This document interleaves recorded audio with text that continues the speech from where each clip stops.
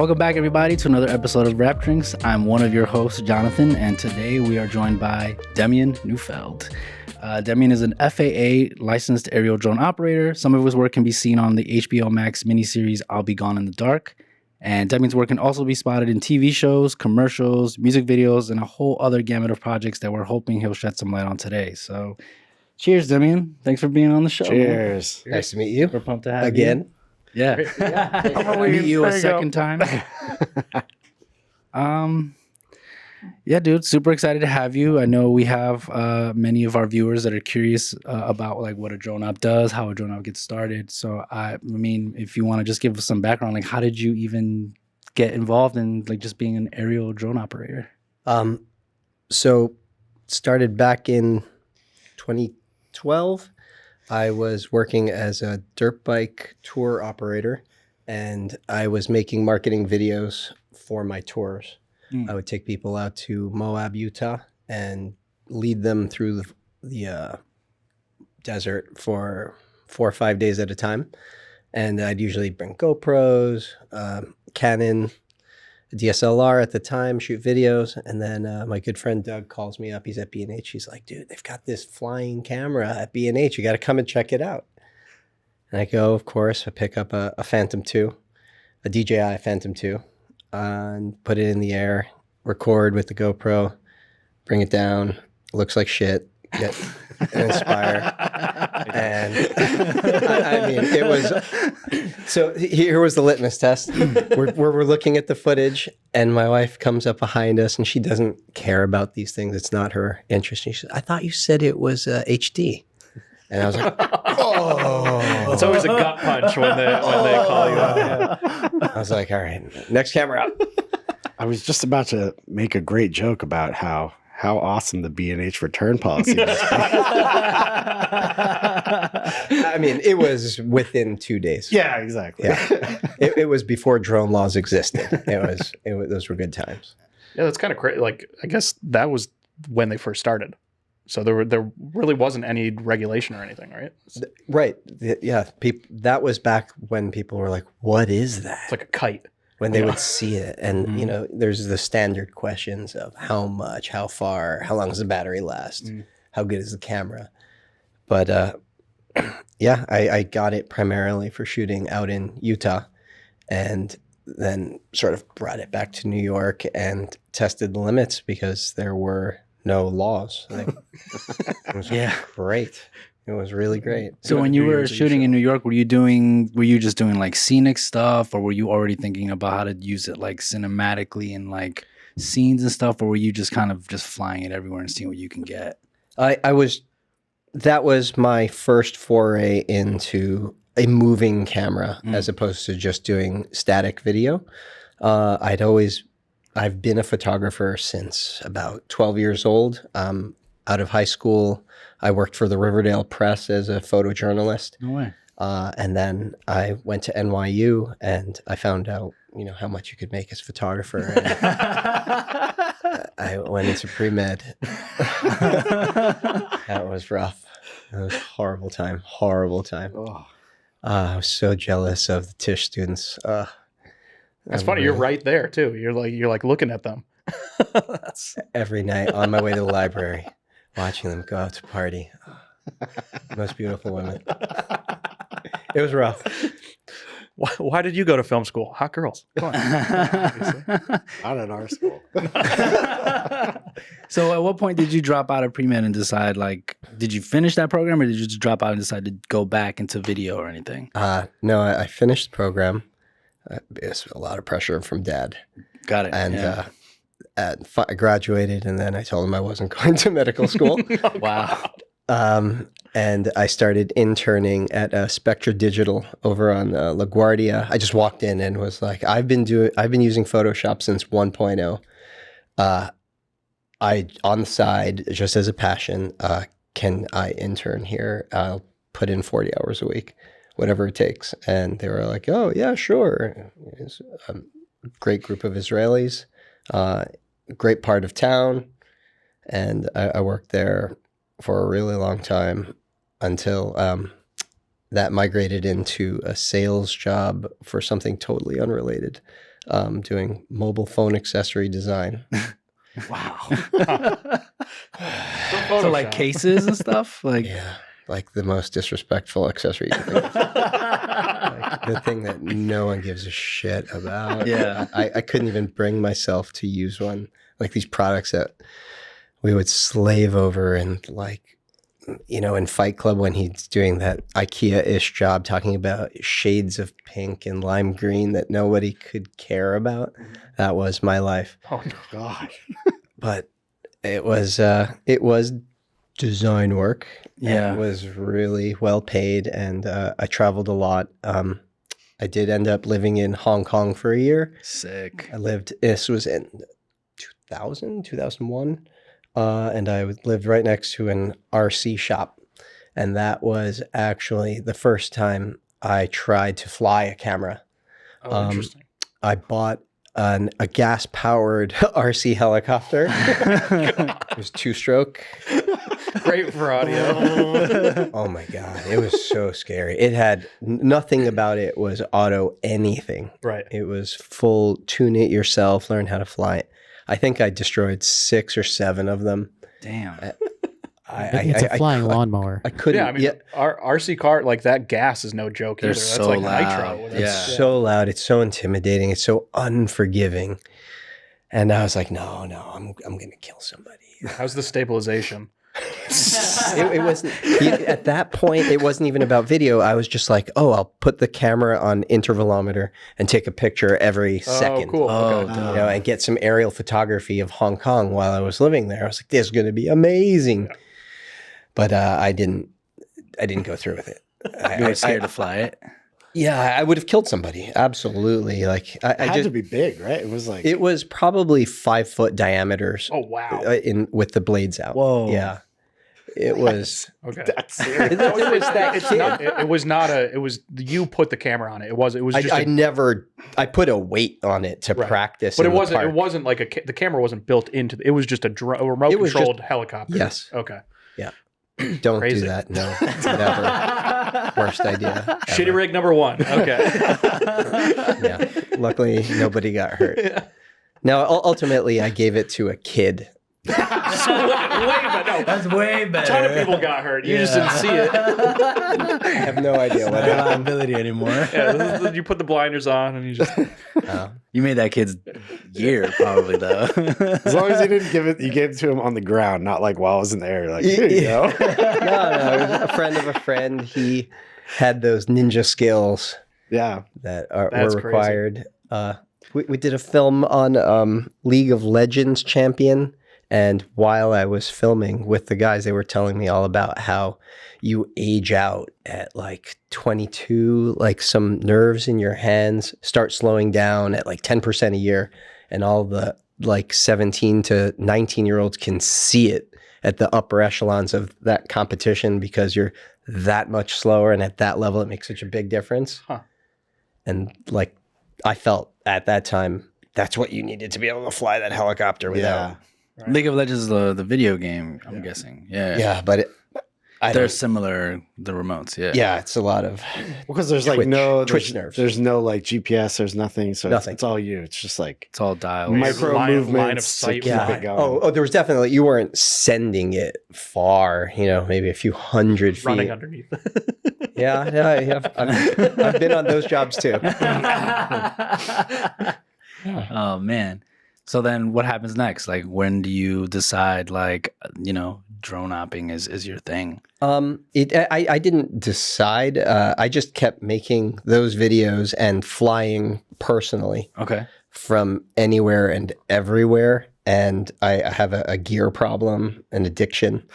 And people just knew, oh, Demian has stuff and ours is broken. Let's see if he'll rent us his. And then they were like, oh, well, can you fly it? And I was like, yeah, sure.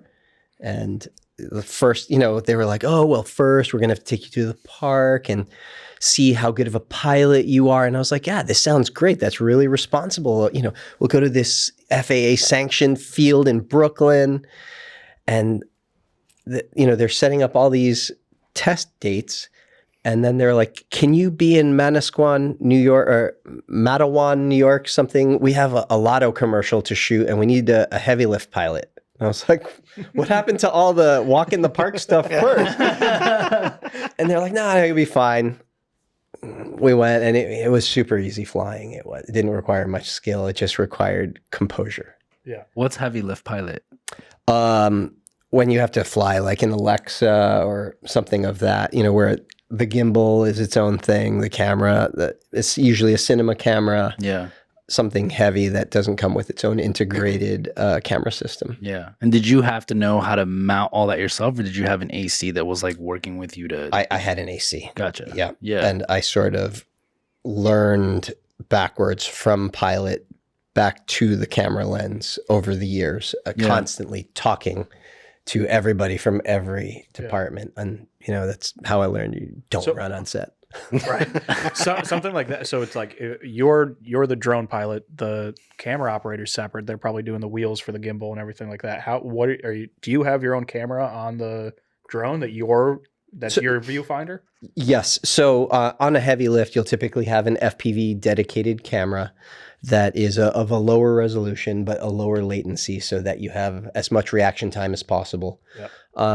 And you have that for when the drone is still within sight, but it's effectively a circle. So at a certain distance, it becomes hard to tell which way it's facing. Right. So then you sort of flip down and orient it based on the nose camera, the pilot cam. Okay. Interesting. And then that's where like Nintendo. Right. So like, are you wearing the goggles? No. And everything? It's just a screen on your control. That's not, so you can wear those higher resolution FPV cameras and then use the goggles for higher resolution for when the shot is tight or fast or scary.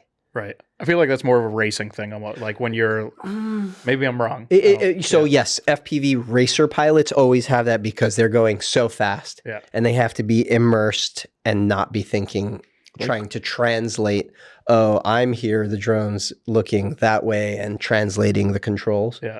So they are just in the craft in their mind. I feel like I would throw up. What speed is fast? Like what is fast?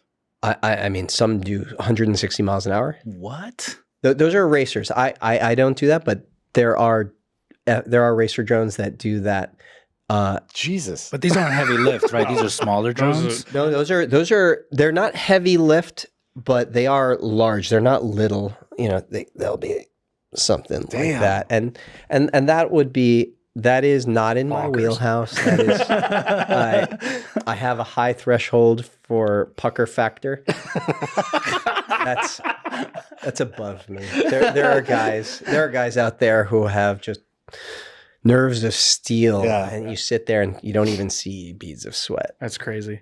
Yeah, I feel like that has to come with this territory. You have to be willing to like kind of live on that edge right there. I assume and I imagine that a lot of drone pilots like a slight rush of adrenaline that comes with the territory, because if not, you're going to age really quickly. Yeah.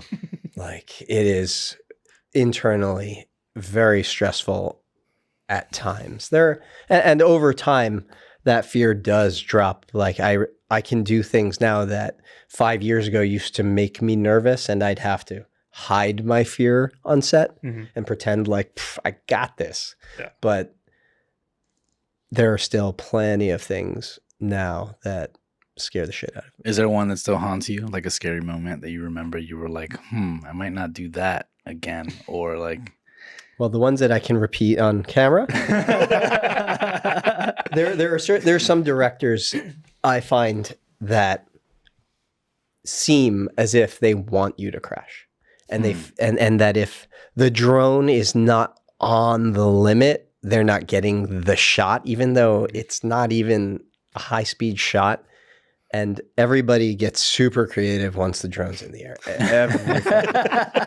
Everyone has, no matter how much previs or storyboard and how many meetings you've had, everybody has an idea once the drone's in the air. And all that planning typically just like out the window. Yeah. It's like how big is your team to like insulate you from that? Like when you show up to set, is it just you? no. So on a set usually means it's a minimum of 2-person operation where you have a pilot and you have the camera / gimbal operator. I would say that the industry workhorse these days would be a DJI Inspire 3 in America. It's an amazing camera. It's an amazing platform. It's very reliable. But at the same time, you always have to remember, it's a miracle that it even freaking works at all. Yeah. Like you sit there and do this and it works camera miracles. Yeah. It always blows my mind that like the drone is like so far away. You're getting crystal clear video. And then camera's like, oh, we can't send the pterodactyl through the concrete wall. You're like, the drone is like not even near us. It's like 2 miles away. And you're fully communicating with it, changing everything. Yeah. I have taken drones around buildings, large buildings. Just the building is in between us, and the feed doesn't even just maybe goes a little glitch in the matrix, and then everything's fine. I don't understand the science behind that. Yeah. Right. I feel like somebody sold their soul. Yeah. It wasn't pterodactyl. It was not. Right. Yeah. No, someone just made the right deal with the FAA. It is amazing, and I feel so lucky to be able to play / work with that technology available to me, because I don't know that I would have the skill to do it without that. Well, so that brings up a good point, because you're saying you're not getting any interruption, but like wireless lights get interrupted by like the follow focus from the camera department. Like what kind of obstacles do you have to jump through to be able to pilot that in a space that might affect something else? Okay.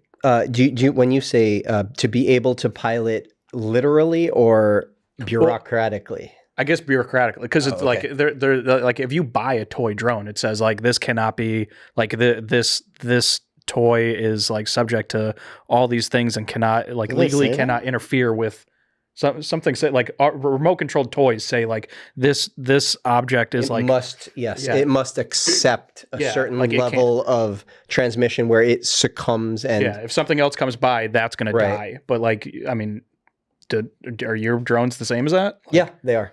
Okay. They are. But the difference between the pterodactyl, pterodactyl and drone land gets an unfair rap.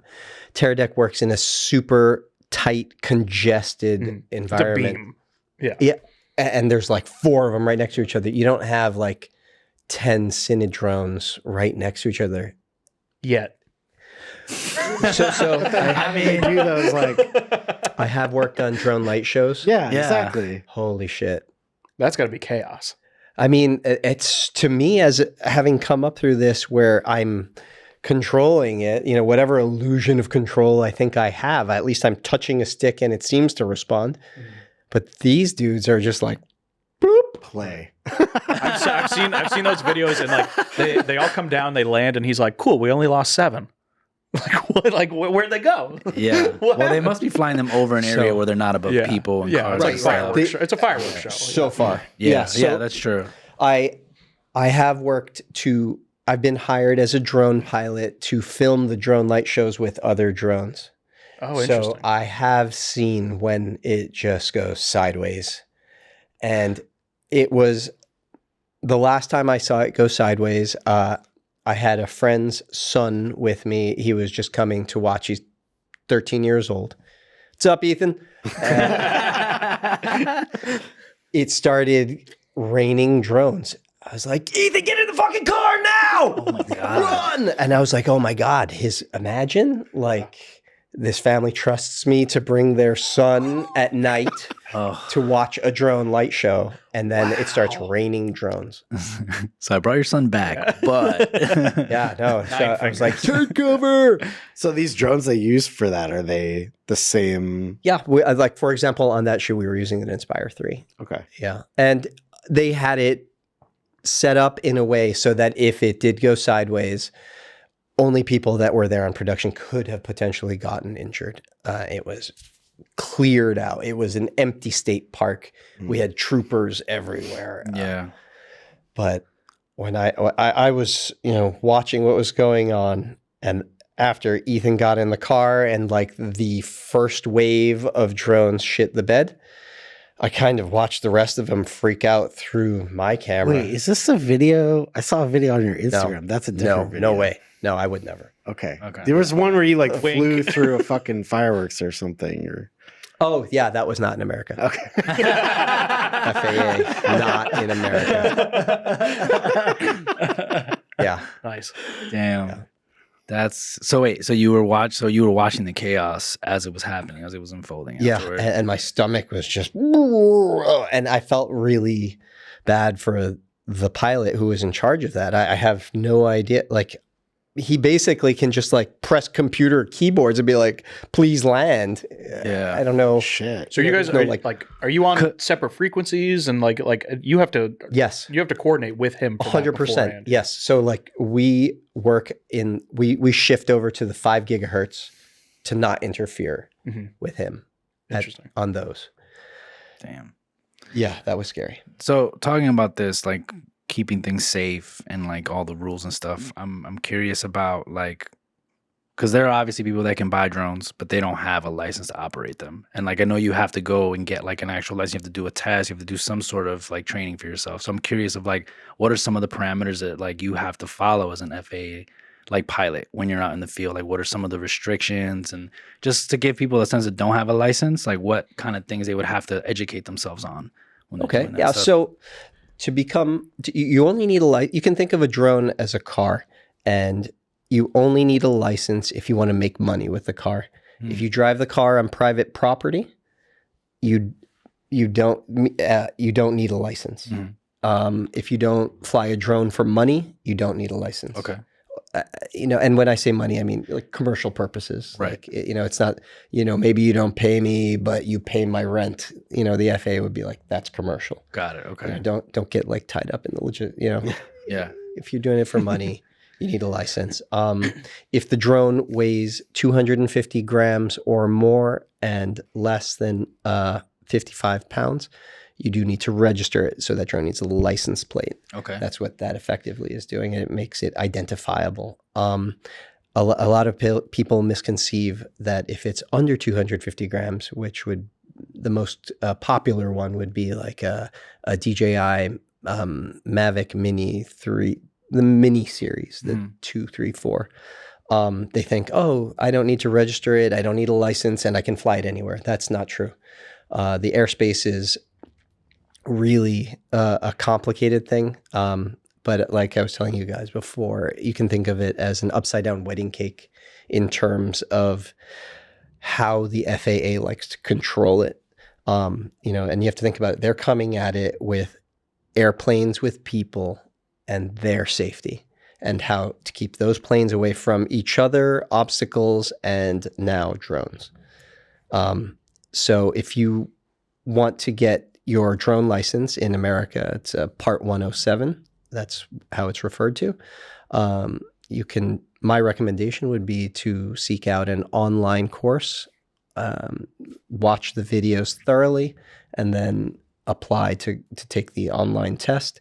I came at it from a different angle because I had been flying drones commercially before that license existed. And before that license existed, the FAA was offering 333 exemptions. That's what they called them. And someone on the team had to be an airplane pilot or a helicopter pilot or a hot air balloon pilot. Didn't know that was a thing. I would hope so.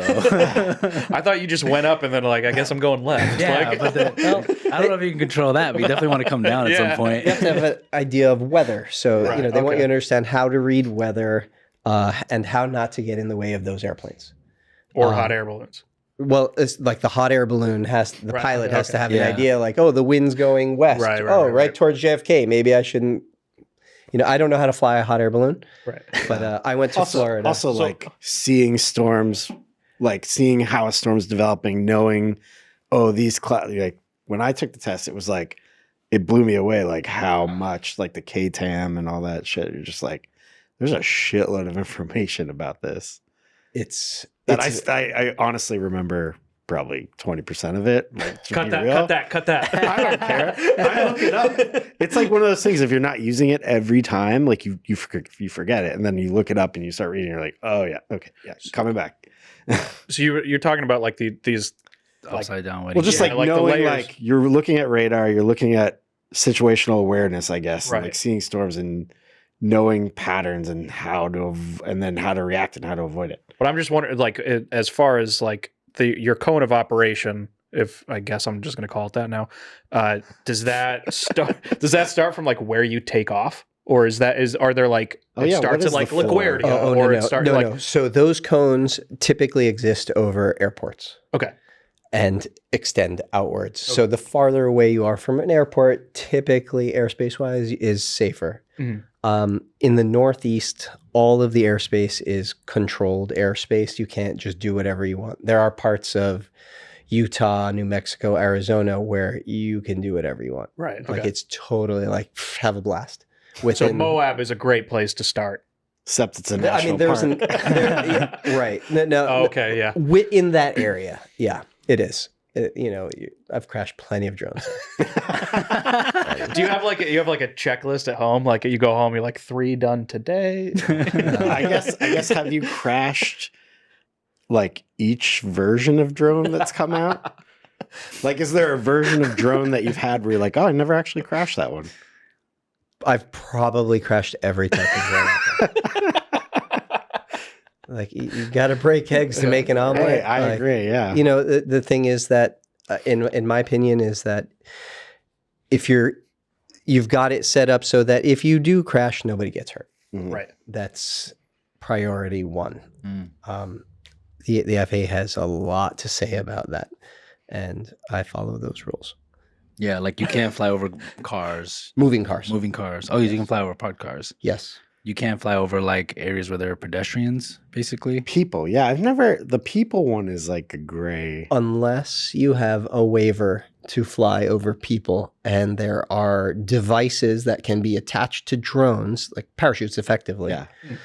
So that should something go wrong, it either automatically deploys the parachute or you have a kill switch that actuates the parachute and reduces the kinetic energy of it so that when it theoretically would hit someone in the head, mm-hmm. they would be okay by the FAA standards. Got it. It'd be more low impact, basically. Yeah. Interesting. Yeah. So they have a number for the amount of force that they will accept. Huh. Crazy.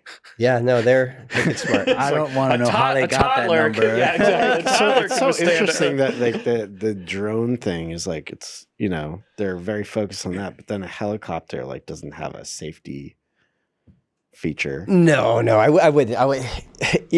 Helicopters operate in the same sort of space, right?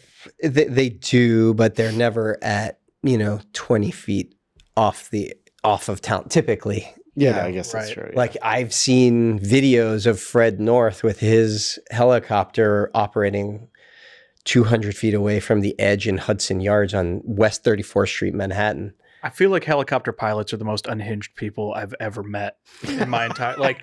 We did the Yellowstone guy just did whatever, and then like it was crazy. I worked on another show. The guy came to set, landed his helicopter, and walked out barefoot. Yeah. I was like, how are you not even wearing, like, there's no shoes in a helicopter? This is insane. What state? Where? What? This was in Mass. Yeah. Yeah. The guy we had hired in Montana, he's just like, it was so hot, and I didn't realize this until I was in a helicopter. You can't take off in hot air. It's thin, so you need like the colder air to get the right. So we just like come over a mountain and then just like drop. Oh my God. And we just drop like 20 feet, and then it would pick up. He's like, we're good. And then it like we're burning more fuel because we're doing that. So we're just cooking fuel. So we had to land and refuel. And as we're landing and refueling, he's like, it's really hot here. We're probably not going to be able to do a straight takeoff. And like, we're going to just have to rip it down the runway like a plane. So he just like kind of hovers it and then just nosedives it and goes forward like a plane.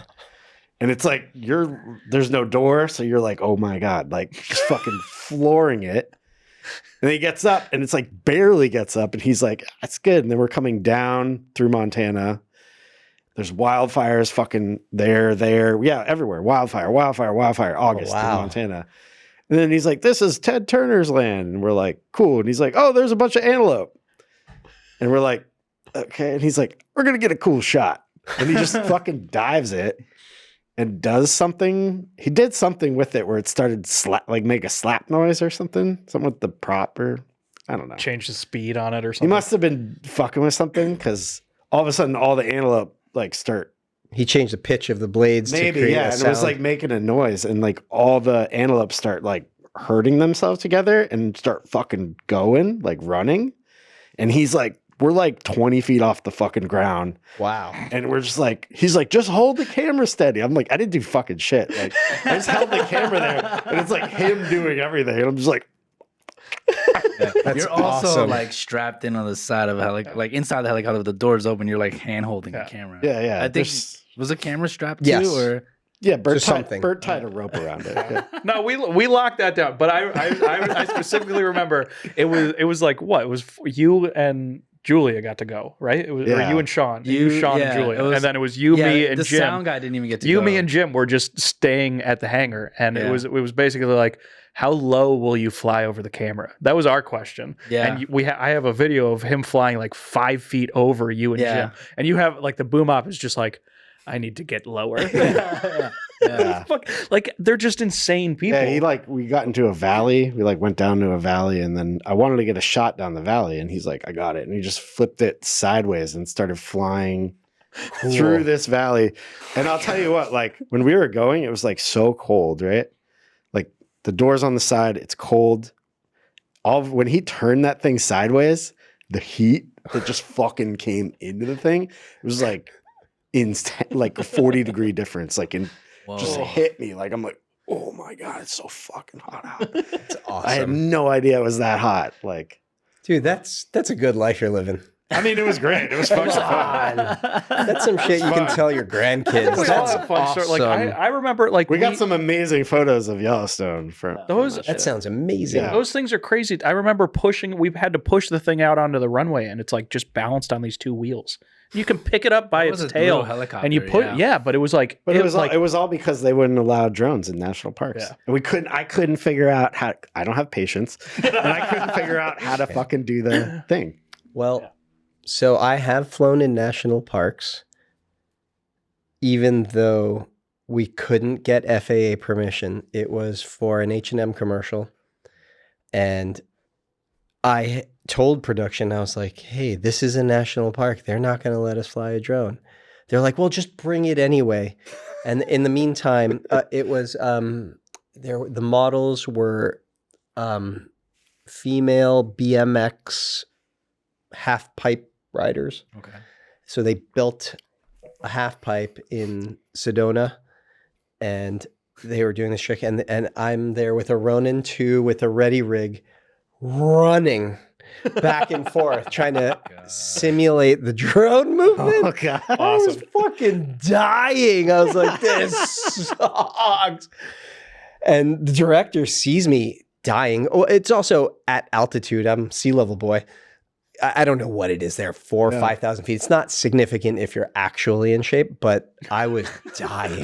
Sedona's also weird. There's like some weird shit going on there with the twisted trees and. Well, so here's something I learned is the park ranger that was with us, that was there to make sure we did not fly the drone.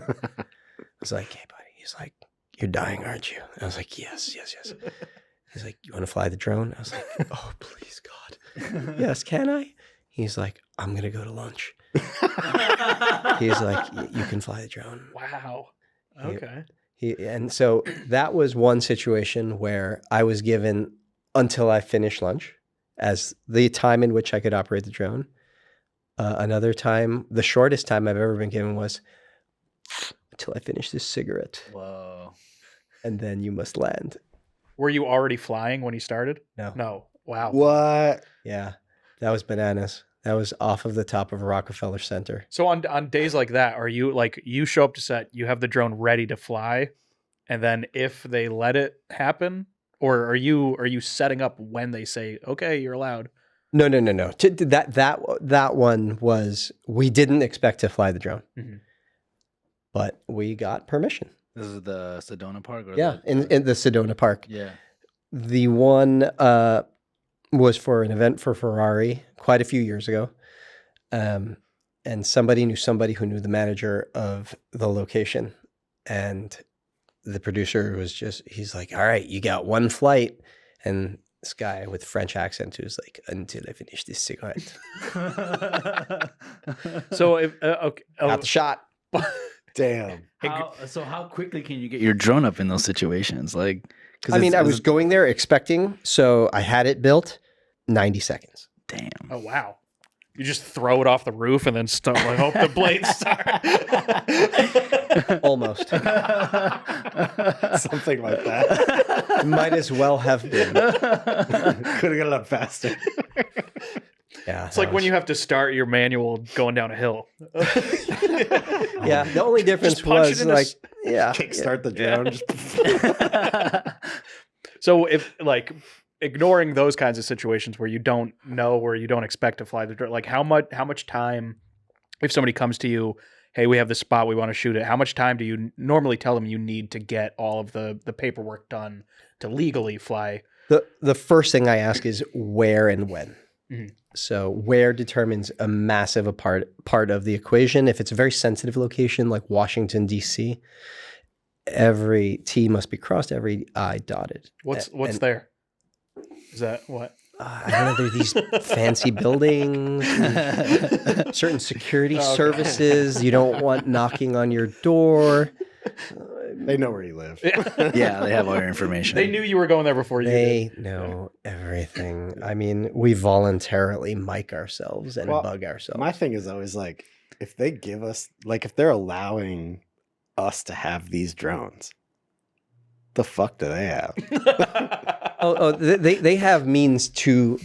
The FBI now has ways to make a drone drop out of the air, right where it stands or it flies. Whoa. Yeah, Crazy. Isn't that a safety hazard though? Wouldn't they want Well- to just take it over?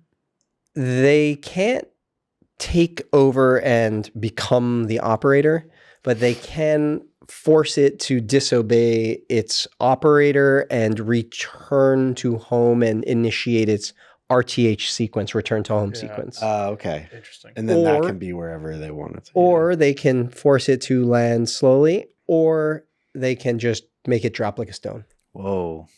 And I have some friends who have been on the wrong end of that. It shouldn't have happened to them. I felt really bad. But through friends of friends of friends, I found out that FBI took them out. NYPD told my friend that it happened because NYPD doesn't have the power. State municipality doesn't have the power. FBI has a mandate from the Department of Defense to do what they think is necessary. And they don't have to explain themselves to anyone, and good luck trying to prove anything. Damn. So when it comes Because so you don't get the footage back at that point.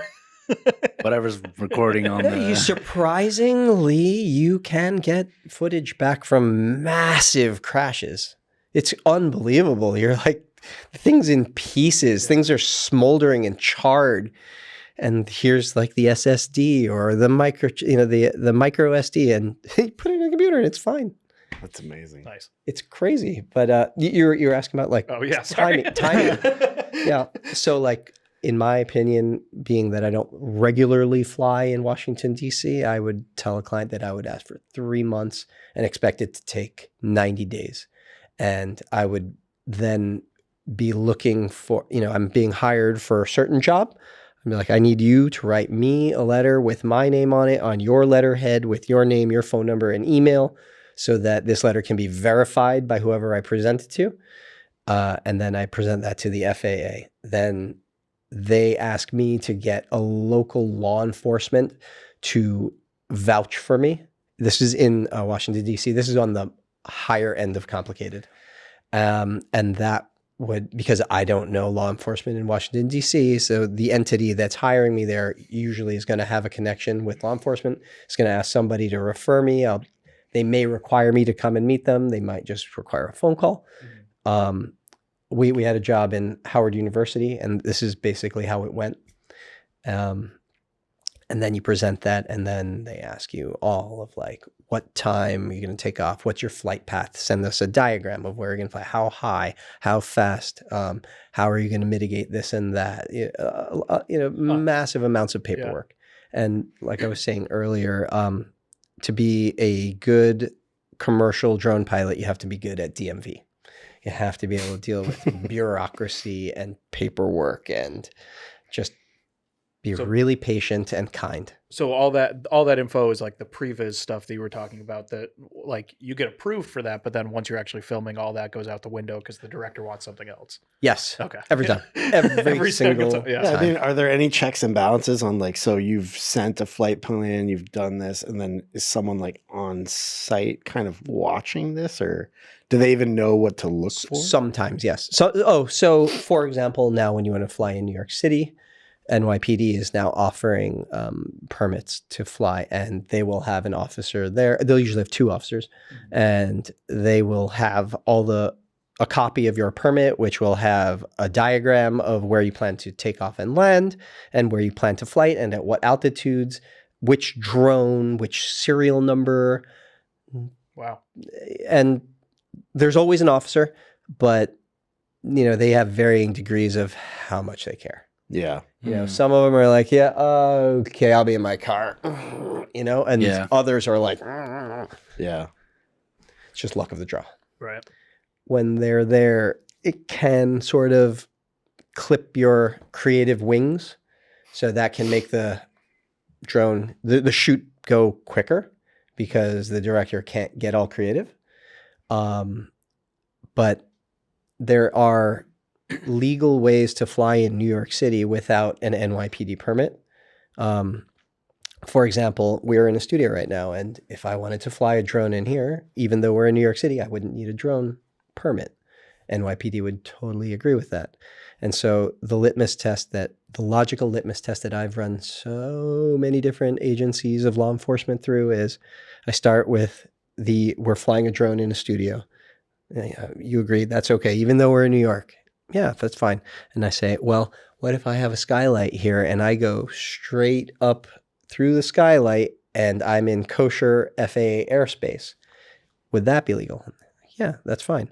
Well, then I'm flying in New York City, and what is dictating whether I need that permit or not logically is where I take off and land, and that is what they can control. If you are on city property, sidewalks, parks, streets, the rivers. The rivers are special. That's Coast Guard, or NYPD Harbor, possibly, depending where you are. Yeah.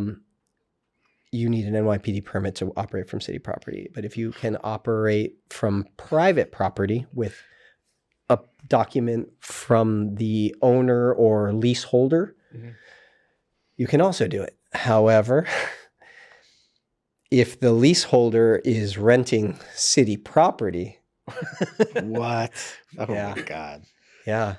And here's, you learn a lot about real estate. It's crazy. You want to or not. The Battery Park isn't it's not NYPD territory, even though, for all intents and purposes it is. It's owned by Port Authority. Huh. So that's a whole different entity that like the cops down there are Port Authority cops? Technically, yes, but NYPD controls it, right? Yeah. But when it comes down to like the letter of who the you're getting law, the legals, right? Yeah. Like people that own property there don't own the land. It's more of like a co-op situation. At least rights to the land. Let's be real. It's not land. Right. It's landfill. It's landfill. Yeah. It really is. Yeah. As a non-New Yorker, Battery Park is where you can see the Statue of Liberty from, right? It's like South the Manhattan. southern point. All on southwestern side. point, Yeah. right? Yeah. Well, I know things. It's just the tip right there. Yeah, it's near the bowl. Yeah.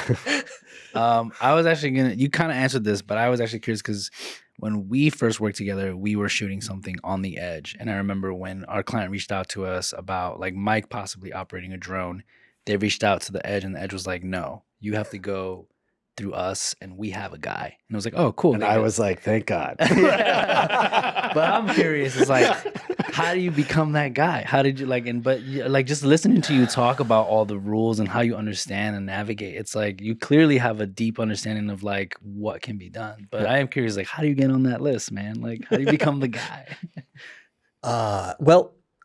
For that particular, I don't have a system of how to become a guy. I just have a lot of trial and error, and don't be a dick. Yeah. That's my general rule of thumb. Treat people with respect. Treat them like you might speak with them. We're separated this way for a reason. This is the respectful people, and these are degenerate assholes. So that property is owned by Related, and for many years they've been hiring drone companies to film the development of those towers. I learned a lot about union labor, construction labor. A little fun fact, union tower cost about $1 billion to build, and the non-union ones were about $650 million each. A little fun fact for you. I like to know what I can't afford. I had the pleasure of working many times with Related to film the progress. Before that, the king of drones was Skypan, based in Chicago. They're the OGs. They came in before drones existed with, I'm just guessing, I want to say 2008, 2010 era. They're flying stabilized RC helicopters with cameras on them. What you were doing in Hong Kong. Yeah. With later generation RC helicopters. And they had like some special document for the FAA and they were charging boatloads of money. For sure. Yeah. Like specialty. 50 to 100K per shoot. Wow. Like they were killing. Let's go back. Let's do it. That's what you would do if you went back in time? I don't fucking know. They ultimately paid an FAA fine at a certain point in time, and then were, I don't know, forced is the right word, but I heard through the grapevine. This is not fact what I'm saying, but this is what I heard. That they had to do a PSA about don't fly drones illegally, be a good guy like we are. And they had to shoot, edit, and hand it over to the FAA to be used. Yeah. Wow. Yeah. It's not a bad trade-off. Yeah. In addition to a penalty. Oh.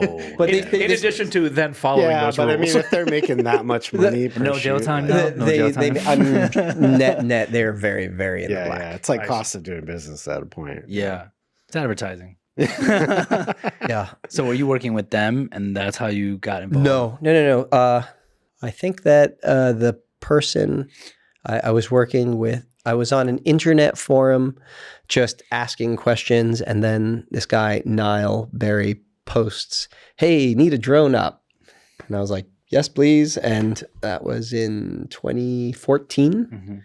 And we've been best friends since. Nice. Yeah. Yeah. So you get a lot of your work through word of mouth, pretty much. 100% word of mouth. I've worked with Monster Remotes, Aerobo, Zismo Media, L-Vision. These are like a lot of the New York drone guys. These are like, don't call me, if you're a client, call those guys and they'll call me. Yeah. Got it. There's a lot of work that they do, and I like to just be white label and have one guy call me and be like, come on this date, this time, this gear, from this hour to this hour, do your thing, and then get out. And I don't want to have to answer 10,000 emails. So you have your own setup. I do, yes. So when somebody calls you and says, we're hiring you, what do you show up with and what do they provide? Like, as far like, you're not bringing the camera. Like, do you have the gimbal? Or it depends on who they is. So if it's cinema, typically I'll provide the drone. And I did have a Venice 2. I do have an Alexa 35. And I have flown both. So in that case, when you do have the camera that they want, they prefer to give you the rental on it, which is nice. Then theirs doesn't break. Or No. Like, It's just easier too. it saves time on set. Oh, because they can keep shooting while you're right. Okay. Right. Usually, some guys will have, if it's 3 camera setup, they'll have one team over there on location, and then they're coordinating so that the drone is getting the cleanest aerial possible. So they definitely want you to use your camera and save time and money by arriving to set mostly built. Yeah. Okay. And also having tested everything Right. before showing up on set. So it's nice to be able to offer that rental and receive the income. Yeah. So do you have your own AC? You have your own gimbal operator? Like you have a team? I do have several groups of people that I work with regularly, and usually they bring the job, and I fill the role of pilot/gear monkey. Okay. Nice. I know. Before, when you said you're like, I have a gear addiction, and then you also said I have a friend at B&H. I'm like, that's a deadly combo right there, bro. Oh yeah. It's like a drug dealer. My cousin used to work at B&H. Okay. So you had the ends. You got like the updates on when new stuff showed up. In early days, yes, very much. It was pretty awesome. I remember in the 3DR drones, the American drones, there was the guy Colin who worked for DJI, and he left, started his own company, made an American drone. And I was like, yes. Then I flew it and I was like,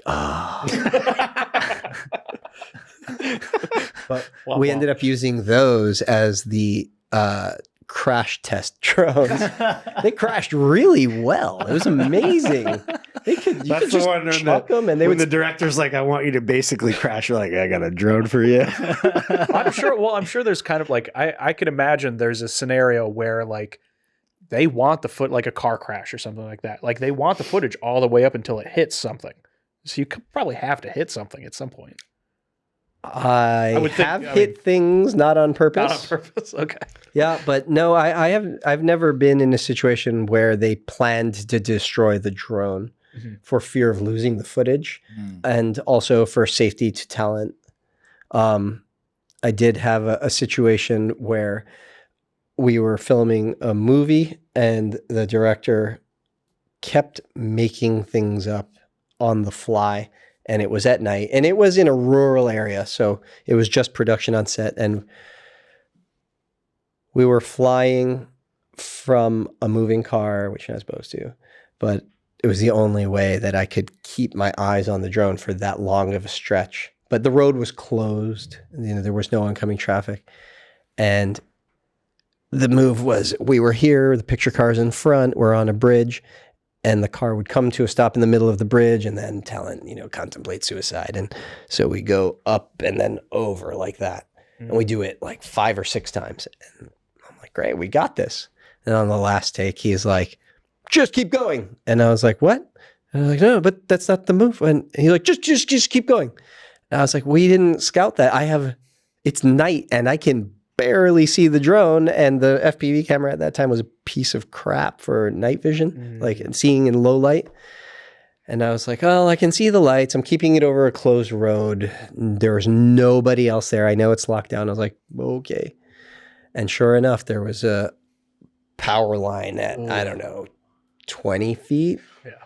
And just all of a sudden I see the Christmas lights, just red, green, red, green, red, green. And he was like, oh, I did say to him, I was like, this isn't safe. This isn't safe. We should stop. And that was my responsibility, my mistake. Will never happen again. Totally learned my lesson. But, and that burned me inside so bad for so long. Now when I crash, it's a lot easier. Like, so the first one was like the hard one, and then. Nah, the first one, when you first fly a drone, and I don't know, for me, the first time was when you flip it around and now everything's reversed. Yeah. That was just my own learning how to fly a drone and fucking up, going left when I should have gone right. Yeah.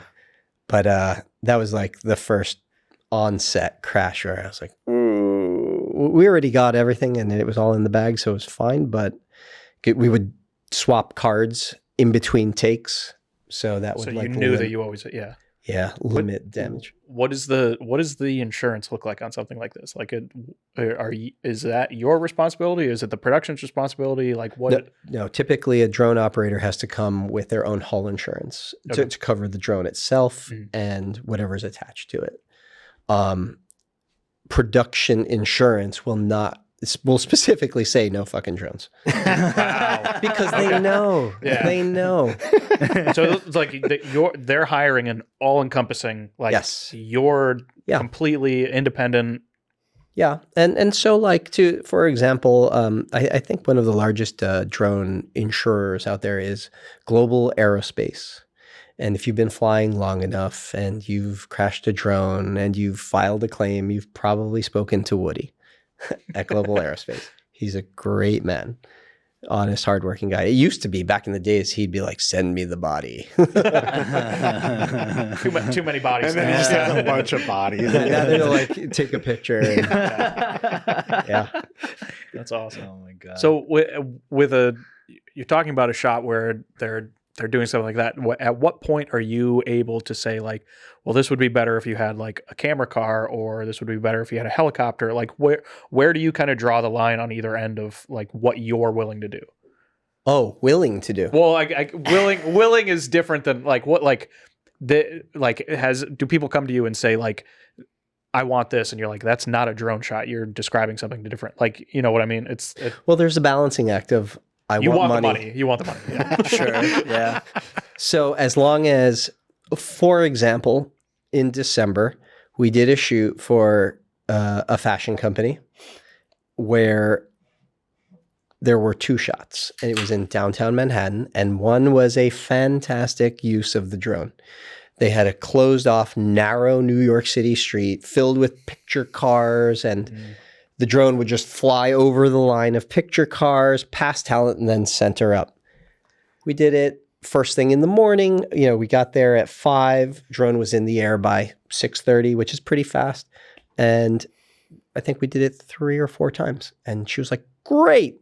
I was like, oh, this is going to be an easy day. We just got 50% of our work done. Then came the ball buster. And, of course, right. So I'm the pilot. You know, nobody told me what any of the shots were until 5 minutes before. Of course. Oh, God. Yeah. So this one apparently was, talent is standing 6 feet in front of me. I'm standing right there. I'm going to be VFX'd out. And they want the drone to start at eye level, behind, rotate in front, and then spiral to just above her, because the drone can't fly over her. So can't perforate that cylinder of air above her, but tried to get as close and tilt and make it appear as if we were right over her. We did that shot 41 times. Oh my Nice. God. Yeah, that was fucking crazy. And in my head, I was like, this isn't, like, it can be a drone shot, but the level of precision that they had in their mind, which had never been shared with me, which I would have said something to, even if that was the only shot, and would have been the difference between getting a job or hiring a robotic arm, which is what that should have been, because of the expectation they had. I would have just been like, hey, let's not spin wheels here. Just, talk to Andrew Peister. So it's not like it was 20 feet in the air, or like they wanted it relatively close to the person. Yeah. Well, of course, because it was a drone, they were like, go a little higher. But they would have gotten 99% of what they wanted from an arm, like a programmed arm with repeatability. Yeah. Because the nuances, they were like, literally, I'd never heard anyone say, oh, it was about 3 inches too far. Right. And I was like, this is a flying drone. You're operating like 6 feet from now. Yeah. Yeah. That was crazy. Damn. Yeah. Yeah. Sometimes I feel like, especially on the indoor things, I'm like, this probably could have been a Steadicam.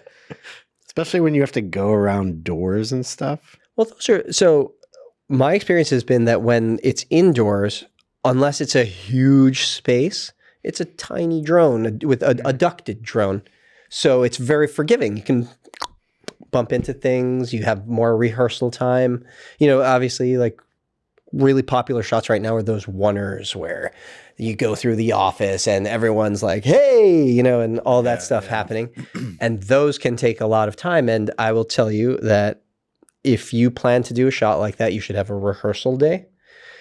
And you should expect it to take, if it's a complicated oneer, you know, 20 takes easily, not because the drone pilot makes a mistake, but because, you know, John didn't flip his pen at the right second or whatever the hell it is. There's so many There's tons pieces. of variables. It's not your fault. It's their fault. Yeah. No, they know. And then there's like the 5 takes where it's your fault. Like, oh, sorry, I was a little too slow. Oh, I got an itch and I went like this and the drone moved a little for a second. Like, Yeah. Do they? So I mean, we talked before about like the program drones for like the light shows. Do they have program camera drones? Not to the extent that you would do a light show, but so you can create a dolly track, a 3D dolly track in the air if you are in a GPS rich environment using a ground control point, which is sort of like integrating American military satellites, architectural ground point to augment the accuracy of the GPS. Yeah. And you sort of say to the drone, okay, we're in this ideal environment. This is your one. And then record these points. And you can say record a point every certain amount of time so that you can freestyle and it draws a track from your path. Or you can say, this is 1, this is 2. And then after you've set those heights and locations, in the app, you can like give it a Bezier curve and put a little radius on it. Okay. Crazy. That's cool. That has to be like relatively new. It isn't new, but it's only gotten usable in a respectable way recently. That, in my opinion, doesn't work well indoors yet. Yeah. Because that would be really awesome for that outside. Like everyone wants that outside to inside to like somewhere shot. That would be tough. That would have to be a big window. Yeah. Just open ceiling at that point. Yeah. Yeah. Oh man. Yeah, just get the grips to fucking cut a hole. Yeah. That's I mean, we need a hole right here. the best guy, in my opinion, in the world for that is Jaybird. Like that's his specialty. He's a great pilot, and I've seen him do it a million times. And he's got the balls for it, and he's like that turtle from Finding Nemo. He's just like, yeah, dude. He's exactly who you want flying that Noggin. He's awesome. Nice. Oh, people who can stay calm in those situations is like, it's mind-boggling to me. And he's enjoying himself. He he loves his job, and it shows. Yeah.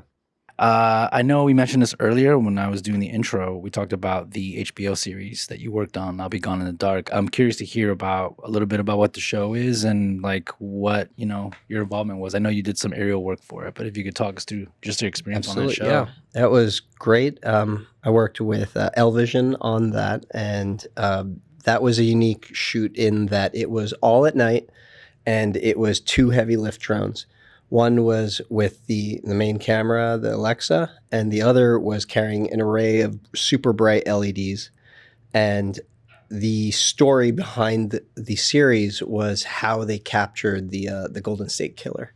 He was a serial killer back in the 70s and 80s. For decades, they couldn't catch this guy. He was a real piece of shit. I mean, as opposed to the good serial killers. Yeah. Well, the respectful ones. Like, there's levels. Okay. It's like a cone. Yeah, it's like an upside down cone. And this guy, I think this guy was worse than Dahmer. Like, wow. He was sadistic. He would rape and torture and do, like, women in front of their tied up husband. Just maximum pain, and then murder was just at the end. Wow. And he was a cop. Oh. He was a cop. Yeah. Damn. And ultimately, and he's in prison now. And he's that guy that they found with 23andMe. Oh, shit. Oh, wow. So, what do you mean? They like... So it was a cold case for decades. And ultimately, then 23andMe came out. And there was tons of genetic material, but they had nobody to reference it to. And I don't know, someone in the FBI, somebody really fucking smart, was like, hey, look, there's this public database. Why don't we make a fake account and submit some of the DNA sample from one of the crime scenes and see if it's related to anyone? Because, Oh my God. yeah. And so, for example, if you and I are cousins, the difference between our DNA is like a fart. Yeah. It's really nothing. It's really nothing. And so that brought them to his cousin. And then they start sniffing around there, and they're like, oh, this guy Fits the pattern. would have been that age, lived in that area, was an ex-cop. And then they went and they took some of his garbage, and they ran a DNA test on something they found in his that's garbage. cheating. And they were like, is it I don't know. to put a piece of shit away? Fuck I mean, that guy. technically, garbage is on the Fuck street. It's that on public property. Yeah. So, Fuck that guy. yeah. Anyway, Don't commit crime, yo. Yeah, So, sorry. so you're. Got a little dark there, but it's So- it was a dark subject. Yeah. And so the DP had come up with this really creative and new to me way to portray the creepiness of the camera. And do you remember that scene in 80s Ghost movie with Patrick Swayze, right? Remember like Carl, the bad guy, gets killed and he's dying, and then like the shadows cartoon come alive in that really poor graphic? Well, he sort of took that and like made it classy in the sense that, probably not pitching it the right way, but No, I love it. I love it. we have this massive drone in the air with this super powerful, it looks like a stadium light that's flying. And we were able to keep it in the air for, I don't know, about like 10 minutes at a time. And if you have a tree and a light source and you had the house here, you cast the light like this and it creates a shadow. Now, I can't remember the exact, if you move the drone either forward or backwards, the shadow would start moving to and from the house. So we would find those angles, which tree, which shadow we liked the best. And then with the picture camera drone, we would get the right angle and movement, and then we would time it and push or pull the light drone away from the tree so that it would look like all these tree shadows are just like, whoa, onto the house. That's awesome. It looked amazing. I'd sit there and be like, damn, this guy is oh man. His name was Thor or Thorsten. I can't remember. I think this was like 2019. But that was a great shoot. We had brought backups of everything, and that was also a shoot where something went wrong. We had a drone where one of the radio antennas did not have a locator pin on the arm, and just through vibration, it slowly rotated. It turned out to be a known issue, unknown to me at the time. And we take off and I hear tick, tick, tick, tick, tick, tick. And I'm like, what the fuck is that? And before I can even start to land, and the thing just goes. Oh my God. Yeah, that sucked. Wait, with the camera?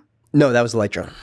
Oh, okay. So So fuck it's- the lights. Yeah, right. We had backups of everything. Yeah, yeah, and So on something like that, you have 4 drones. yes. So, wow. So it's a very common saying, if you have one, you have none. And that's super true of drones. And it doesn't necessarily have to be for reasons of a crash. It's just that a lot of this product is made mass produced to the lowest bidder. And even though the processes are like Sigma 6 and super clean rooms and all of that, it's still like no one gives a shit. Yeah. There's no craftsmanship in any of the production of this equipment. So sometimes you just be like, yeah, here's another one. I was flying and then, oh shit, this controller just died.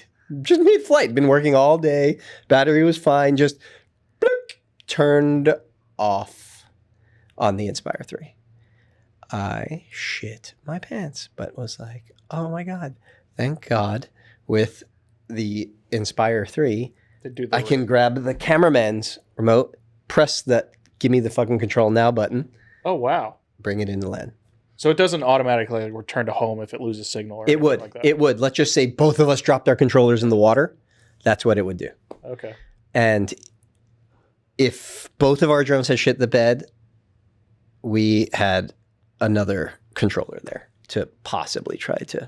So bring to life. when you're showing up to a place like that, you said you could fly for 10 minutes at a time with those lights or whatever. Like how much battery are you playing? Like I've had drone pilots come up to. We ask them like, hey, do you need to plug anything in? They're like, no, we're completely self-sufficient. I don't know if it's like a point of pride or like I'm happy to plug people. That's literally my job. Like so, it's like how much flight time are you preparing for when you show up to set? I guess is the question.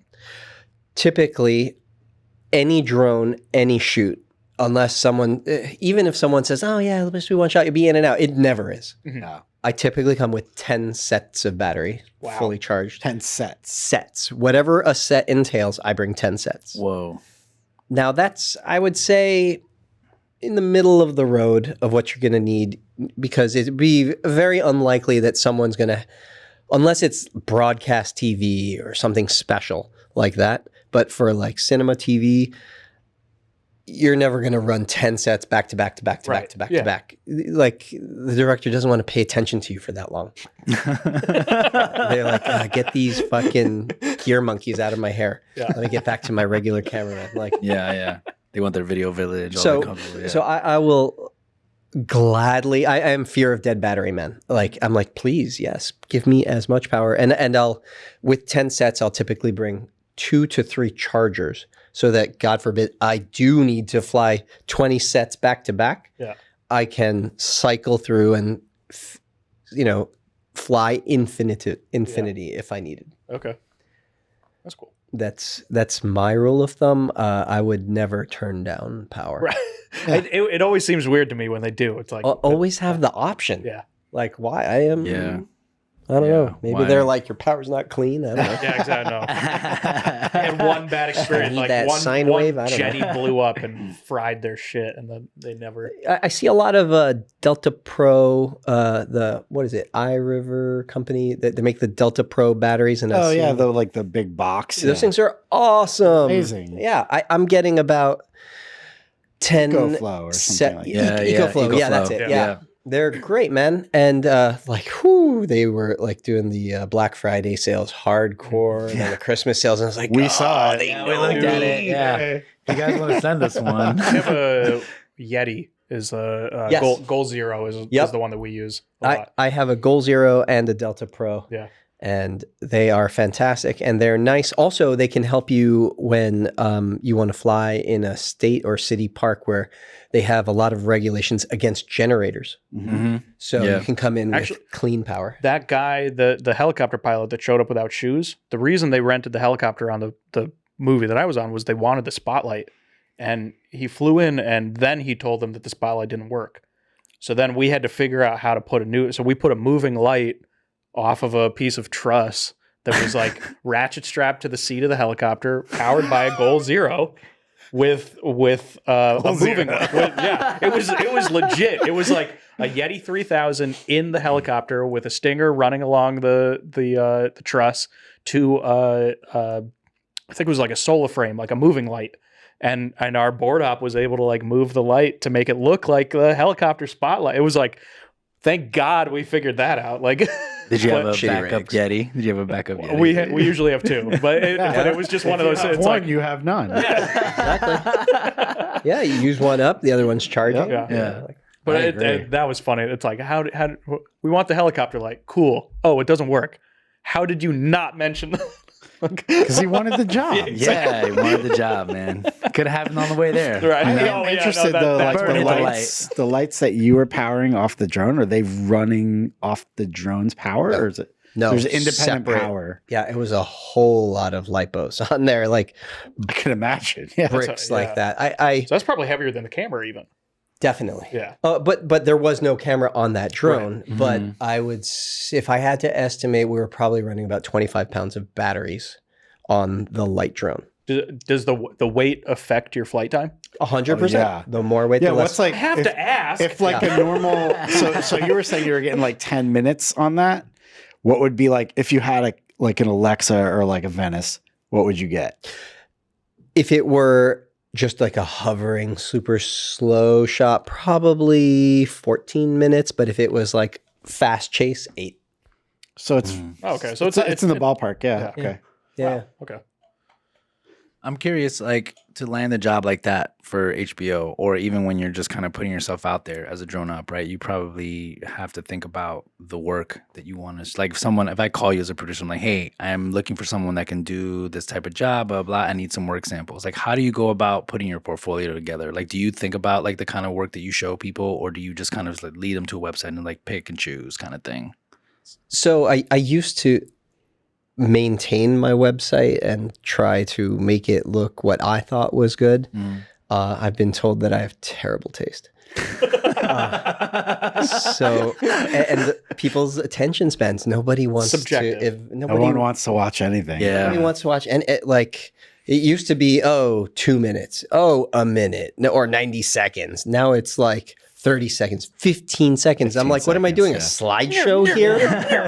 I'm like, I'm going to have a seizure watching my own reel here. So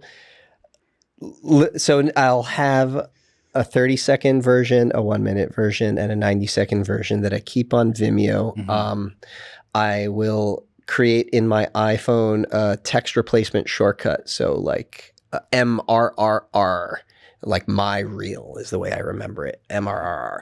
And that'll pull up like the 90-second link from Vimeo, and I can just text it to people because that's how fast they expect it. Yeah. Nobody waits for shit. If I don't have them something to look at when they ask within 15 minutes, Job's sorry, gone. because someone else got it. Yeah.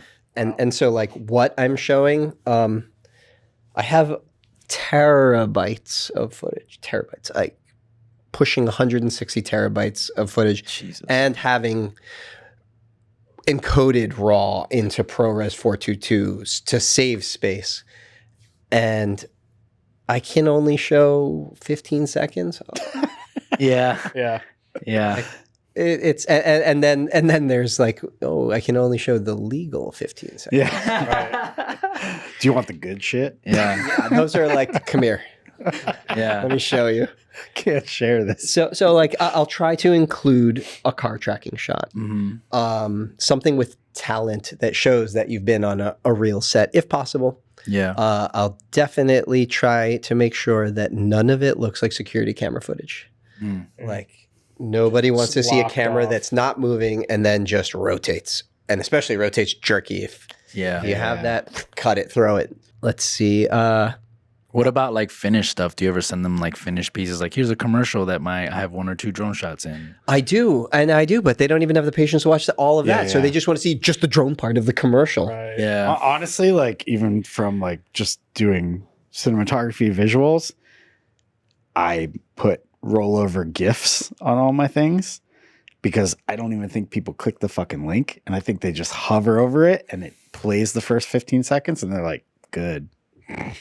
You know what, though? To be honest, It sucks. I think that whatever. the people that I want to be when I grow up don't even have reels. Yeah. Yeah. Right. Yeah. Yeah. Yeah. They're just like, Jim said I should be here, so I'm come on here. now. Yeah. Yeah. Like ultimately, once you're that good, like I'll give some props out to pilots that like Eddie Kostakis, John Graham, Dexter Kennedy, Nurk. I don't know him, but I've seen. These are pilots that I greatly respect. Runner up to that would be like Alon Sisherman. These are all guys that fly really well, and have lots of experience and know their shit, 100%. Because it's interesting because like a reel for like you, it's kind of less about like what the camera does. Like while it is important, but it's like you're the pilot. It's Well, I'm controlling a large, like where the camera can be. Yeah. yeah. And at what speed and how close. And how close is often like I love when I'm flying and like, you know, director and DP over there like talking the gimbal ops ear off, and I hear them go, "Oh shit!" I'm like, "Yeah." I love that. I love that. We were doing something, and like they wanted a counter, and they were like, "How close can you get?" That, you know, like, and that's just guys being retards. Like, It's not about how good the shot looks, but yeah, like How much risk you're willing to take at that point. right? Yeah. And I don't even think any of those ever make the cut. No, Right. usually not. Yeah. No, but they love it, and so do I. but So that gets you the next job. Like, I think so. yeah. And you can almost equate, I guess, what you're doing to, it's very similar to like a crane tech. So it's like the crane tech is there, they're controlling like the length of the arm, where like, and then you got the dolly grip who's also pushing the crane. It's like, it's not a one person move. You have to have the multiple people doing. Definitely. In terms of coordination, yes. It's just the pucker factor is a lot higher. But you have the headsets. Definitely you're always kit. talking to people. Yes, we're definitely coordinating. If it's a shoot where it's in tight proximity, we'll have a visual observer whose sole job is to be in comms with me and with the gimbal operator and to help me with timing. So like if I have to fly high, come and find a car, and they're like, and come in between those two trees, but the car is not in frame and I have to meet them at an intersection, a VO. So I can't be like flying, looking, and then checking out the car. If I'm dive bombing at, 20, 30 miles an hour, I'm 100% on the drone. And the VO is, I'll say, all right, so, try to give me checkpoints of where the car is, give me like a 3, 2, 1, he's going to appear in your frame now sort of thing. Because like I work with this guy, Randy Slavin from the Drone Film Festival. He's also, I think more of he definitely flies a lot, but when I work with him, I fly and he's camera, and he calls it jazz. He's like, we're playing jazz. He's like, people. It's all about the cars you don't see. Dude, people are constantly trying to put numbers and lines and angles on thing, and ultimately it is an art. And there are definitely times for the numbers, but I find that most of it is, like I said, it's playing jazz. Yeah. No, jazz sucks.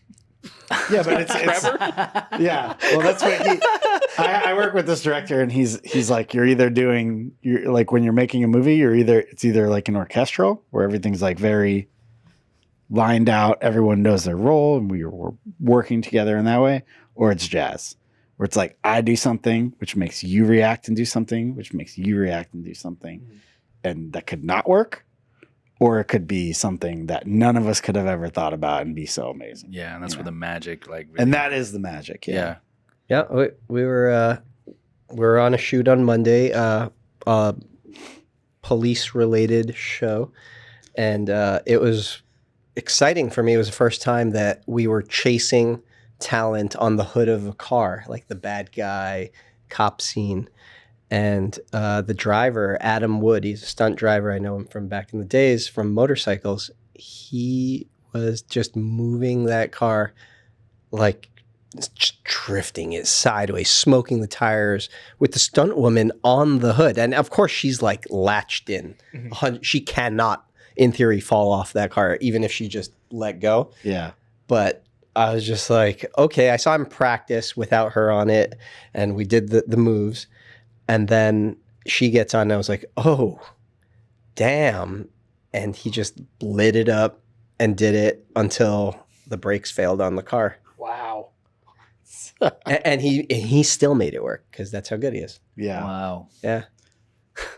That's cool. I'm curious about what you would charge someone, like for your rates. I think we like our audiences, they like, as people try to get into the industry, like to learn what it's like to start charging people fairly, or like what you would charge when you get to a certain level. Like, I'd be curious to hear from your standpoint, like maybe what is roughly, like, what's the lowest amount you would do a job for, and then like what your ideal price point is for someone calling you, including like your labor and like your kit, depending. Sure. So I'd like to preface these numbers by a couple of things. Sure. Yeah, for sure. Yeah. I live in New York. Okay.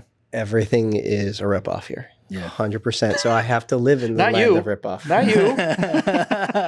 you. you are worth the money. It's inflation. Inflation. Yeah. It's not. You can't charge LA rates in New York and live here. Yeah. 100%. Yeah. There is a difference. There is a New York charge because everywhere we go, we're just getting gutted. Yeah, and it depends on the market, clearly. Yeah. Yeah. So New York prices are higher than LA prices, and I have a wife and 3 kids to support, and I am 47 years old. I don't know how many years I can produce for these people, so I have to have a dollar amount on my amount of time. I have only a certain number of limited earning potential years, so I am very experienced. I'm respectable on set. People feel comfortable to hire me and represent their brand on set in a way that clients are happy.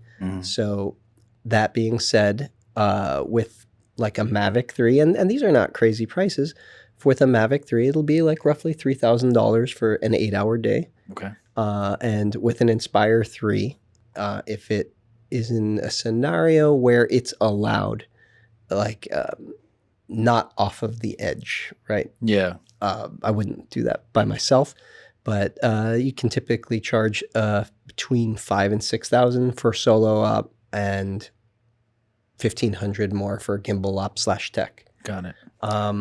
And do you, like, when you have to do the pre stuff, like when you have to get like authorization or waivers, do you charge for that time? For people do.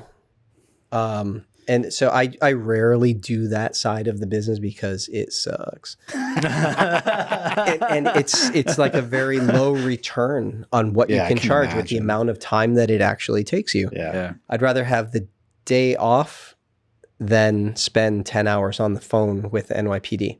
Yeah. So agreed. typically people charge between $500 and $1,000 to get New York City drone permits, and 150 of that is going directly to New York City. That's the actual license. Yeah. Yeah. And then the other part is like, here is the insurance. Here's the sheer insurance with the COI naming all of New York City as additional named insured. Oh, here's the second version with the comma that you didn't mention, but now you need. Me and John love working for New York City. Yeah. It's great. It's just, it becomes very bureaucratic and sort of sucks the soul. So do you have a company? Yes, and then I have a company. You have a guy that works for you that does that? That, no, Okay. no, because. But that's where you're saying you white label. So like Right. the people that are hiring you do that.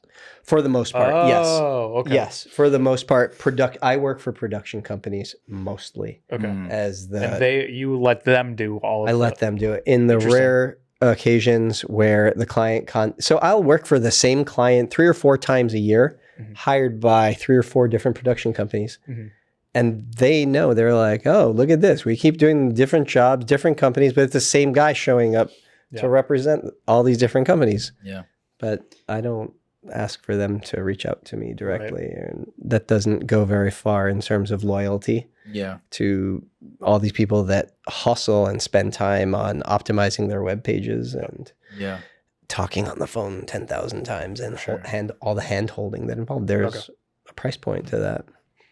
Yeah. So it alleviates a lot of that like prep work and just brings you in the field and you show up, you do the job. For the most, for bigger Yeah. things, I do like to be included in creative and pre-visualization if possible, even though usually that goes out the door once you actually start shooting. Yeah, for sure. But I do like to know if we're flying a larger drone, if there are going to be people involved, whether, and of course also to check out the airspace first and foremost. Yeah. And as well as weather. Keep an eye on the weather. What's like a pre-visualization for drone flying? Because I know what it is for like cinematography, where you're like basically designing a 3-dimensional set and like lighting it. It can be anything from this on Zoom. And then this, and then you pan up, and then you pan left and pan right. They're all pans. Everything is a pan. You pan in, pan down. out. Yeah, and it's always this. Or it can be like comic book style, where they'll show you the reaction of the end shot that they're aiming for with like an arrow swooping, showing the direction of the drone. Some more sophisticated ones will be like drone this way, camera that way. Or I will literally see 3D render, like low res camera movement through a space. And those are dope. And those are typically for when I need to go get VFX plates. Yeah. Okay. So do you get scout days? Like what? Yes. What do you look for when you do that? Wires. Oh, okay. Wires, wires, Yeah. wires. A lot of people Word. don't. A lot of people don't. Wires, Yeah. especially if the shoot is going to be at night, Mhm. because good luck seeing the wires at night. We Yeah. all heard about that already. Yeah. Yeah. Something that has helped in the past where you can't scout during the day and you will need to shoot at night, or the scout is at night, is one of those cheap Amazon green lasers. And the wires pop up. That can help. To You say find cheap, but those are bright as hell. they're bright as hell, but they're like $15. Yeah, I have one. They're great. They're awesome. They maybe take out cameras too. I don't know. Don't point them at things. Yeah. Yeah. So for Scout, I'll be looking for wires. Obviously, I use an app, Air Control. Used to be Air Map, then it turned into Loft, then it turned to a Loft, then it turned into Air Control. And that'll help me a lot with LAANC, LAANC, Low Altitude Authorization, some national, whatever it stands for. It's absurd, It's very government. but it's like That's how to, bureaucracy right there. it's the FAA's system of how to integrate drones with authorization into the airspace to, one, get permission from them. You get a confirmation number so that or if law enforcement approaches you and be like, do you have the right to be flying here? Be like that. FAA is the first god I seek to appease in terms of authority. I have the FAA's permission, and then I work my way down from there. Do they have like a church on Sundays? Yeah. I have been come to recognize, though, that now the FBI also needs, on certain occasions, we were trying to get authorization to fly in Times Square for New Year's Eve for the ball drop. Oh, nice. Yeah. Not nice. No, but it's nice that you're the guy they called. I'm the retard they called. They're like, he'll do it. Call Demian. He was the I don't want to tenth guy. put my license on the line. Give it to him. I'm going to be relaxing with my family. Yeah. Did they call you like on the 31st? It was like, hey. The 30th. 20th. Yeah. And so we were able to get FAA authorization. We then took that to the FBI and they completely ignored us. And I said, I'm not flying a drone unless I hear in writing from the FBI that it's cool. Yeah. You can just call the FBI. We emailed them. Okay, perfect. FBI at FBI.org. Yeah. Hello at FBI.com. No, but they need to be Yeah. appeased. Yeah. Wow. They're not in your typical run of the mill situation. They're for like New Year's Eve in Times Square events. Yeah. It's a high risk. Like, Or like And that's AIDS, I mean, things like that. you said no flying over people unless you have Right. a waiver. No, that flight would not have included flying over people. It would have been over a building. roof Oh, okay. and would not have perforated the footprint of the yeah. building. It's That's- like such a fucking technical, which is why You guys have been there before, right? I get to the point where I'm like, I'm talking to them and then my eyes go like, oh, I don't care, bro. I know, and they ask you for so many documents. I mean, Like, They dude, asked me just for smoke my a cigarette. I'll fucking data fly. It's privacy over. policy. What? Yeah, What? exactly. oh, what? To apply for a New York City NYPD drone permit, you have to supply your cybersecurity policy, and your data privacy policy. So it's 'Cause like you- 'cause you so it's might like be on your filming. website. There's just like a piece of like there's a tab you can click that's like, "Hello." OpenAI.com. Type me a cybersecurity Yeah, policy. Yeah. What is that even? Like that you. I don't know. But you but- won't use people's images and the things that you're capturing. But I it's don't not know, even to make sure the Chinese don't steal the images. I don't know. and it's not even your footage. You know, it's like at that point, it's like you're working for a company. They own the stuff you're shooting. A friend of mine showed me how to write it. Do I understand it? Yeah. Crazy. It's legalese. I'm a Yeah. cameraman. Yeah. Right. Damn. Okay. But you're forced to wear many hats to get that thing in the air. Yeah. Yeah. Like the amount of law enforcement I've had to speak with and make them feel comfortable with me, it's tough. You know, you realize you work with certain producers who are silver tongue maniacs and can just be like, these are not the droids. Right. They're good. And you're like, I want that guy on my team when we're flying over World Trade Center. Yeah. Like, because he can talk anyone off a cliff. Yeah. Like, Yeah. Niall is particularly good at speaking with authority. He's well spoken, top shelf vocabulary, and generally a likable guy. Yeah. Like, He can just talk his way out of any situation. yeah, he just makes everybody feel like this is fine. Yeah. Yeah. It's got a few $100 in his pocket. No, none of that. None of that. No. British It's about accent? like, here, oh, you don't want that document? Oh, here's this document. Oh, no, Okay. not that one. Oh, here's that one. Yeah, being like overly prepared for everything I mean, they could ever ask you. So clipboards help a lot. Is that thing where like if you're carrying a ladder and a bright You don't know what a clipboard is. No, You're a grip. like if you have a brightly colored shirt and you have a ladder, people will let you in anywhere.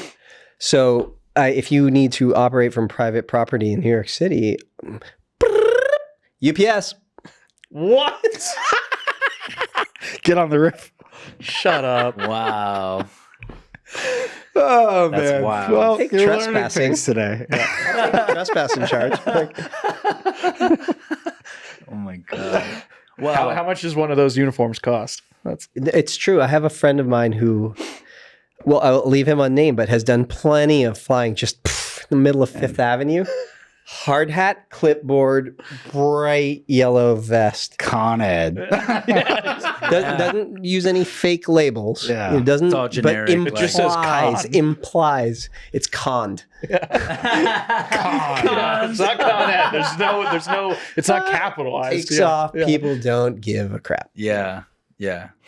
I mean, I see those dudes that like work in construction and they have those, I don't know what they're called, but they're like checking the level of like buildings. Like that could easily be Surveying yeah, thing, they're yeah. That could Surveying easily crew, be yeah. a camera just taking photos. I have no idea. 100%. No idea what they're doing. Just walk right past them. Yeah. What are you guys doing? Architectural survey. Oh, okay. That sounds good. A lot of mayonnaise commercials. Yep. Yeah. Yeah. Man. Well, if you are trying to stay the legal route and you want to like prepare for like, do you have a program that you would recommend that like Absolutely. you follow to get your Part 107? So I would recommend the King's School app. Okay. It's available on Google, the Google Store, as well as the Apple Store, the App Store. They are an older couple, but they know their shit. Mhm. They're very clear and concise. I am not a reader. It's just some comedian. He said it perfectly. Each page to me is like 10 milligrams of melatonin. I can't, but I can relate. watch a I can relate. 13-hour instructional video Yeah. like nonstop Yeah, and a few notes and absorb it. Mhm. And these people have it broken down in the way that I like my information spoon-fed to me. It's I don't know, a half an hour video, a short quiz at the end, next chapter. You can review. You can do it in your phone when you have time, and then ultimately you go for your ground test. Well, so like I was saying, I didn't come to it. I started flying drones commercially before Part 107 existed. I went to Florida and became a plane pilot so that I could fly drones commercially. Oh, wow. And I've continued to keep that license current. Yeah. I have about 200 hours in a single engine plane. So dope. I would say it's a privilege. It feels amazing. Everything aviation, for general aviation, not like American Airlines type stuff. Yeah. Yeah. It feels like what I imagine the 1950s were like in terms of public trust. People are like, I'll show up at the place where I rent planes and they're like, hey, Demian, keys in the plane. It's ready for you. Take it out. There's no like, let me see your license. You got to log in. Right. Like, there's no Shit. Because It's there's just so many like- steps before you get there. or when you want to rent a car. Yeah. Think about how many times they've stuck their finger up your ass Yeah. before you can get in, turn the key, and drive away. Before you have to pass before they put tire shredders down. Yeah. Yeah. Unless you're CC Rentals. So They'll rent anybody. Does the pilot's license actually help you with anything at this point, or like do you? Yes, in a minor way. I keep that license current so that I can continually just redo my recurrency online for drone pilot. Okay. And it also legitimately allows me to deduct my airplane flying as a business expense to keep my drone license current. Okay. But you don't have to have a pilot's license Not anymore. Not anymore. Not Okay. anymore. But that's how I started it, and that's how I've kept it. That's awesome. That's really But fucking cool. you could still do it that way if you wanted. You can see Mike is so jealous right now. I am so jealous. We'll go for a flight. Like there's this, the Hudson corridor is this airspace below 1,300 feet over the Hudson River, the west side of Manhattan. Yeah. Where you can fly. And in these winter times, the air is denser. So small, crappy little airplanes like these perform better. Oh shit. Because there's more oxygen in a given space than in the summer where it's more dispersed, which is why that helicopter wasn't performing well. Yeah. So you cruise through there at 1,000 feet just before sunset in the plane. You're 1,000 feet away from the World Trade Center. The light's glimmering, and you're like, they're letting me do that? That's amazing. Dude, you can circle the Statue of Liberty at 750 feet counterclockwise, and all you got to do is, I'm going to go around. And no one gives a shit. All like the tour helicopters are out there, and you know they're New York cowboys, so they abbreviate the lingo that you're meant to use, and I sound like the total dork that's like saying everything from soup to nuts, and they're like, yeah, we get it. Nerd. Speak faster. Exactly. Yeah. Speak faster, more confidently, and have a drawl. Yeah. That's awesome. Oh man. Yeah. It's crazy. And you know, once you rise up from that, you're in Bravo airspace, more controlled.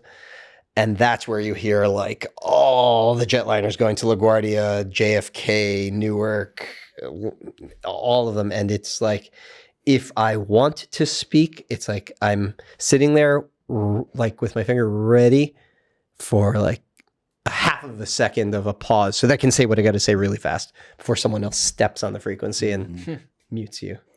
It's fun. You really romanticize like flying over the Hudson River. Oh, dude. Yeah. I mean, when I've been in helicopters up there, I'm just like, there's so much going on right in this little space. Like, do you guys ever use Flight Radar 24? no. Every day. It's an app. I would recommend all drone pilots in urban areas to have it because it allows you to keep track of helicopter traffic. Oh, I would just turn that into like a betting game on weekends, though. Like you have some friends over, and you're like, "This guy's gonna go left." Dude, it's crazy. You got it. Yeah. It looks like an ant farm. All the aircraft in the air over New York City. It's crazy. It just shows you the live radar. I bet. Yeah.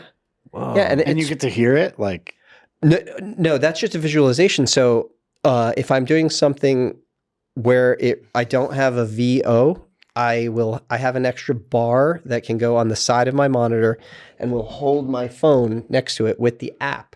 So I can just quickly, and I'll be zoomed into the location where I am with a radius that makes sense so that if a helicopter's coming, I'll see it. I can just quickly go, oh yeah, no helicopter, great. And you have to land if one's coming by, or I don't have to land, but I must yield to man aircraft at all times, which totally makes sense. I remember when we were filming, like the news must have came just to get like that morning shot of New York. And you were like, nope, got to stay here for a second. And then they bounced and you were like, hey, we're good. Here we go. Yeah. And I mean, also they can crash your drone. Yeah. Like, if the thrust of a helicopter goes over your drone and you're too close, like a void. Just send it into hell. I mean, you're saying like I guess the news probably does a flyover of like the same path every single morning. You know that those people are always going to be there. If like has the fact that you've ever done a specific path made it easier for you to get another job? Like, oh, he's the guy that knows how to fly that. No. Okay, fuck me. Yeah, no. Like buildings. Like that's People don't think like birds. They don't have the city that well mapped in their mind of what it looks like aerially yet. So they're not like, no one's got this like, oh, I want this path. Right. I guess I'm thinking more of like you were talking about what you have in your reel. Like you make sure you have these kind of like these kind of shots. Like if you had one that's like, this is my awesome shot of like the Statue of Liberty. Now it's like, if that gets out there, everybody knows like, oh, he knows how to get the Statue of Liberty. Like, you know what? Yes, in terms of being able to get the authorizations, yes, because the Statue of Liberty is actually, you're dealing with New Jersey Parks Department and Coast Guard. So you definitely want to have your things in order if you're trying to get a sunset shot there. Because I have gone there without communicating with them, but had my paperwork in order, and they didn't like that. So they were like, they came up to us, the sun started setting. They're like, let's see all your paperwork for about an hour. that sucks. And then at night, they were like, have a nice day. And you're like, son of a bitch. Wow. Damn. Definitely on purpose. Oh, yeah. They just, there's a lot of egos that need to be stroked. Yeah. And you can't be, I don't know. I found I go further with no ego. Yeah. It's not a hill to die on at that moment. That is that's an impressive skill because I do not own that skill. Yeah. Mike was ready to burn a bridge every day. Like, what if I set it up? What are you gonna do then? Huh? I don't mind riding his coattails. He's like, I'm already in the air. It looks prettier if it's on fire. That's Mike's. Yeah. You can't really get that natural flame. He just likes the challenge. That's what it is. Man. So to that point, when you're on these jobs, like, do you have any go-to, things that you bring with you on shoots that like are part of your kit? Like, do you have any tools or accessories you always carry with you that you have come in handy? Yeah. I like to be seated when I'm flying because mentally I like to take my mind into where the drone is. Yeah. Often I'm in the field of view of my pilot cam. And so if I'm not having to worry about my balance or somebody bumping into me, so I bring a small collapsible camping chair just about anywhere. I have a few of them. I leave them in my car, in my house, in my drone backpack. They're on Amazon. They're, I don't know, $25-$30, and they collapse. You can take them on carry-on. Those allow me to plop down. They have a little slot for your phone. Those are fantastic for comfort. If I'm on a shoot where it's a team, headsets are fantastic. Ear techs used to be the jam, but the current trend is the Hollylands. They are lighter and it's like a more digital sound, a little clearer audio. And now there's like the V2s, which have noise canceling built into the microphones, not into the ear part. So like That's huge. you can really like I was saying, if you have the VO giving you the countdown for when the car is going to appear into your frame, that can really help you just be focused on the drone work. And then, of course, on big sets, it helps gossiping a lot. Just like, you got to make sure somebody didn't get one by accident. Yeah. Somebody was actually talking to me and just like, oh, yeah. So somebody brought an intern to set. And of course, like the two middle-aged old guys are like trying to show off a little bit to the young guy, start saying some maybe inappropriate things into our own headsets, right? Oh, geez. And then he was like, wait, can anyone dial into these with the Motorola's? And I was like, oh, shit, I didn't think so. Otherwise, I wouldn't have said any of that. And so I don't know. Oh, man. I asked if you had a company. I was expecting you to drop your company name if you want to. Oh, yeah, I forgot about that. Yeah. You just said yes. Well, now you got to ask him. I think you just start with that. No, just go. Yeah, just go there. I'm Ryders Alley. On Instagram, Ryder with a Y. Not only do we do drones, but also do car-to-car stuff and motorcycle-mounted cameras. Being that I came into this from motorcycles, attaching an arm onto a motorcycle was pretty easy going. Got an electric trials light. Yeah. We could do an entire another episode. I was like, "That's insane." Are you fucking like? Okay, we'll see you next week, and we're gonna talk about this shit because fuck. Yeah. Yeah.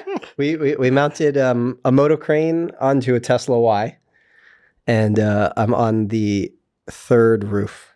We've cracked 3 of them so far. Oh my God. And I have a buddy of mine who is manufacturing a all metal roof now. And we just stop fucking around. Third-party Tesla cars. That's the nice. Yeah, it's for my midlife crisis car is going to be a Ford Shelby Cobra replica with a Tesla motor and frame. And when you do that, you don't get any of the safety traction control stuff. So it's going to be just burnout central. Also, being a middle-aged man, the 3 times I'll use it a year, it'll just work. The 3 times I want to use it a year, I'm not going to turn into a mechanic cleaning the carburetors. car. Yeah, like That's awesome. it's a double-edged sword. Like, half of that car is the grumble. But Yeah. You can put that in. Yeah. or get a second one. Yeah. Get another toy. So in terms of motorcycle ring, are you operating the motorcycle? Yes. Okay. Yeah, I'm the motorcycle pilot. Yep.